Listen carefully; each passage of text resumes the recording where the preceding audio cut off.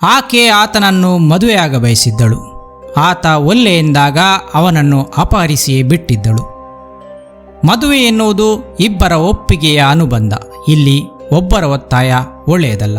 ಆದರೆ ಹಿಂದಿನ ಕಾಲದಲ್ಲಿ ಹೆಣ್ಣಿನ ಒಪ್ಪಿಗೆಯನ್ನು ಕೇಳದೆ ಗಂಡನ್ನು ಮದುವೆ ಮಾಡಿ ಕೊಡಲಾಗುತ್ತಿತ್ತು. ಆದರೆ ಕಾಲ ಬದಲಾದಂತೆ ಸಮಾಜವು ಬದಲಾಗಬೇಕಿತ್ತು, ಅದು ಬದಲಾಯಿತು ಕೂಡ. ಇಂದಿನ ಪರಿಸ್ಥಿತಿಯಲ್ಲಿ ಹೆಣ್ಣು ಗಂಡು ಇಬ್ಬರು ಒಪ್ಪಿದ ನಂತರವೇ ಅವರಿಬ್ಬರನ್ನು ಮದುವೆ ಮಾಡಿಕೊಡಲಾಗುತ್ತದೆ.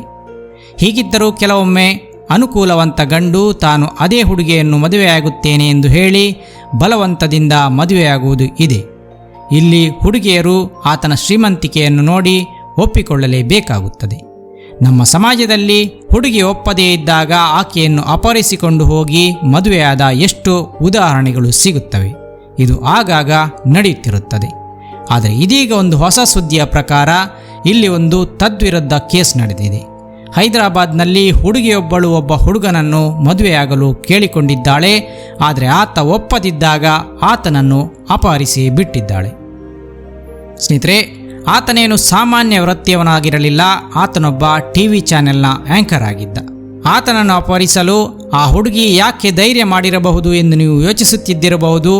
ಇಲ್ಲಿ ಹುಡುಗಿಯು ಕೂಡ ಸಾಮಾನ್ಯದವಳಾಗಿರಲಿಲ್ಲ. ಆಕೆಯು ಸಿರಿವಂತೆಯೇ ಆಗಿದ್ದಳು. ಅದರಲ್ಲಿಯೂ ಆಕೆ 5 ಸ್ಟಾರ್ಟಪ್ ಕಂಪನಿಗಳ ವ್ಯವಸ್ಥಾಪಕ ನಿರ್ದೇಶಕಿಯಾಗಿದ್ದಳು.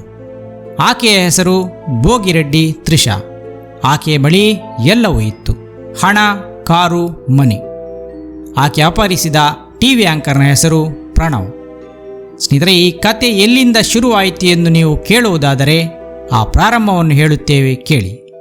ಕೆಲವಾರು ಸಮಯದ ಹಿಂದೆ ಭೋಗಿರೆಡ್ಡಿ ತ್ರಿಷಾ ಮ್ಯಾಟ್ರಿಮೋನಿಯಲ್ ವೆಬ್ಸೈಟ್ನಲ್ಲಿ ತನ್ನ ಪ್ರೊಫೈಲನ್ನು ದಾಖಲಿಸಿಕೊಂಡಿದ್ದಳು. ಆಕೆ ಸೂಕ್ತ ವರನಿಗಾಗಿ ಹುಡುಕಾಡುತ್ತಿದ್ದಳು. ಅಷ್ಟರಲ್ಲಿ ಆಕೆಗೆ ಮ್ಯೂಸಿಕ್ ಚಾನೆಲ್ನ ಆ್ಯಂಕರ್ ಆಗಿದ್ದ ಪ್ರಣವ್ನ ಪ್ರೊಫೈಲ್ ಕಣ್ಣಿಗೆ ಬೀಳುತ್ತದೆ. ರಿಕ್ವೆಸ್ಟ್ ಕಳುಹಿಸಿದ ನಂತರ ಆ ಕಡೆಯಿಂದ ಒಪ್ಪಿಗೆಯೂ ಸಿಗುತ್ತದೆ. ಆ ಬಳಿಕ ಇಬ್ಬರು ಚಾಟ್ ಮಾಡಲು ಶುರು ಮಾಡುತ್ತಾರೆ. ಹೀಗೆ ಚಾಟ್ಗಳು ಹಲವಾರು ತಿಂಗಳುಗಳವರೆಗೆ ಮುಂದುವರೆದಿತ್ತು. ಪ್ರಣವ್ನನ್ನು ನೋಡಿ ಆಕೆ ತುಂಬ ಮೆಚ್ಚಿಕೊಂಡಿದ್ದಳು. ನೋಡಲು ಸ್ಟೈಲಿಶ್ ಆಗಿ ಕ್ಯೂಟ್ ಆಗಿದ್ದ ಆತನನ್ನೇ ಮದುವೆಯಾಗಬೇಕೆಂದು ಆಕೆ ನಿರ್ಧರಿಸಿದ್ದಳು. ಸ್ನೇಹಿತರೆ, ಈಗ ನೀವು ಕೇಳಬಹುದು, ಇಷ್ಟು ಸಮಯ ಚಾಟ್ ಮಾಡುತ್ತಿದ್ದ ಪ್ರಣವ್ ಯಾಕೆ ಆಕೆಯನ್ನು ಬೇಡವೆಂದು ಹೇಳಿದ್ದ ಎಂದು. ಇಲ್ಲಿ ಈ ಕಥೆಯ ನಿಜವಾದ ಟ್ವಿಸ್ಟ್ ತೆರೆದುಕೊಳ್ಳುತ್ತದೆ. ತ್ರಿಷಾಗೆ ಸುಮಾರು ತಿಂಗಳುಗಳ ಬಳಿಕ ಒಂದು ಸತ್ಯ ಗೊತ್ತಾಗಿತ್ತು. ಅದೇನೆಂದರೆ, ಆಕೆ ಅದುವರೆಗೂ ಚಾಟ್ ಮಾಡುತ್ತಿದ್ದುದು ಮ್ಯೂಸಿಕ್ ಚಾನೆಲ್ ಆ್ಯಂಕರ್ ಪ್ರಣವ್ ಜೊತೆಗಲ್ಲ ಎಂಬುದು.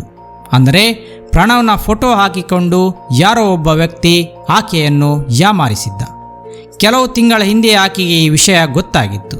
ಆದರೆ ಆಕೆ ಪ್ರಣವ್ನ ಫೋಟೋ ನೋಡಿ ಆತನನ್ನು ತುಂಬ ಮೆಚ್ಚಿದ್ದಳು. ಈಗ ಆ ಫೇಕ್ ಪ್ರೊಫೈಲ್ನಿಂದ ಹೊರಬಂದು ಆಕೆ ನಿಜವಾದ ಪ್ರಣವ್ನನ್ನೇ ಮದುವೆಯಾಗಲು ಬಯಸುತ್ತಾಳೆ. ಇಲ್ಲಿ ಆಕೆ ಆತನ ಮೊಬೈಲ್ ನಂಬರನ್ನು ಪಡೆದುಕೊಂಡು ಆತನಿಗೆ ಕಾಲ್ ಮಾಡುತ್ತಾಳೆ. ತನ್ನ ಮದುವೆಯ ಇಂಗಿತವನ್ನು ಹೇಳುತ್ತಾಳೆ. ಆದರೆ ಪ್ರಣವ್ ಆಕೆಯನ್ನು ತಿರಸ್ಕರಿಸುತ್ತಾನೆ. ಸುರಸುಂದರಾಂಗ ಪ್ರಣವ್ ತನ್ನ ಮದುವೆಯ ಆಫರನ್ನು ತಿರಸ್ಕರಿಸಿದಾಗ ಮನನೊಂದು ಆಕೆ ತನ್ನ ಸ್ನೇಹಿತರ ಸಹಾಯದಿಂದ ಪ್ರಣವ್ನನ್ನು ಅಪಹರಿಸುತ್ತಾಳೆ. ಇದೇನು ಒಂದು ದಿನದ ಕಥೆಯಾಗಿರಲಿಲ್ಲ. ಆತನನ್ನು ಮದುವೆಯಾಗುವಂತೆ ಪೀಡಿಸುತ್ತಿದ್ದ ಆಕೆ ಆತನ ಕಾರಿಗೂ ಟ್ರ್ಯಾಕಿಂಗ್ ಸಾಧನವೊಂದನ್ನು ಅಳವಡಿಸಿ ಆತನ ಚಟುವಟಿಕೆಗಳ ಮೇಲೆ ನಿಗಾ ವಹಿಸಿದ್ದಳು. ಇದೀಗ ಪೊಲೀಸರ ಅತಿಥಿಯಾಗಿರುವ ಆಕೆ ತನಗೆ ಪ್ರಣವ್ನನ್ನೇ ಮದುವೆಯಾಗಬೇಕಿತ್ತು. ಆತ ಒಲ್ಲೆ ಎಂದಾಗ ಆತನನ್ನು ಅಪಹರಿಸುವ ನಿರ್ಧಾರ ಮಾಡಿದ್ದಾಗಿ ಹೇಳಿಕೆ ನೀಡಿದ್ದಾಳೆ. ತಾನು ಅಷ್ಟು ದಿನ ಚಾಟ್ ಮಾಡುತ್ತಿದ್ದ ವ್ಯಕ್ತಿ ಆತನಲ್ಲ ಎಂದು ಗೊತ್ತಾದಾಗ ಆಕೆ ನಿಜವಾದ ಪ್ರಣವ್ನನ್ನೇ ಮದುವೆಯಾಗಬೇಕೆಂದು ನಿರ್ಧರಿಸಿದ್ದಳು. ಇದೀಗ ಪೊಲೀಸರ ಬಳಿಯಲ್ಲಿರುವ ಈ ಪ್ರಕರಣ ಮುಂದೇನು ತಿರುವು ಪಡೆಯಲಿದೆ ಎಂದು ಕಾದು ನೋಡಬೇಕಿದೆ. ಹೆಣ್ಣೊಬ್ಬಳು ಮನಸ್ಸು ಮಾಡಿದರೆ ಏನು ಬೇಕಾದರೂ ಮಾಡಬಹುದು ಎಂಬುದಕ್ಕೆ ಇದು ಉದಾಹರಣೆಯಾಗಿತ್ತಾದರೂ ಇದು ಮಾತ್ರ ಸ್ವಲ್ಪ ಅತಿರೇಕದ ಜಂಬದ ವರ್ತನೆಯಂತೆ ಕಾಣುತ್ತದೆ. ನೀವೇನಂತೀರ ಹೇಳಿ.